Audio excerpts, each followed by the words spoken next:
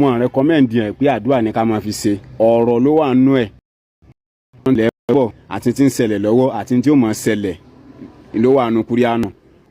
so ìgbà láyé wọn bí tá a ti lè máa ṣàdúrà ni kí wọ́n sọ wípé Rabbana abẹ ìrẹ́ Allah kì í ṣe abẹ ìwọ Ọlọ́run.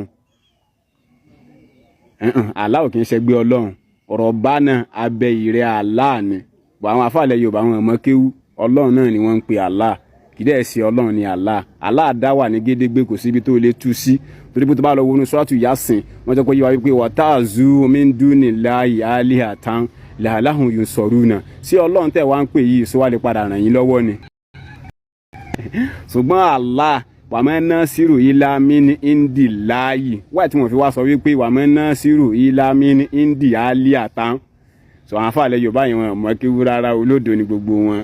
brother mi aliuma ní Muhammad sallallahu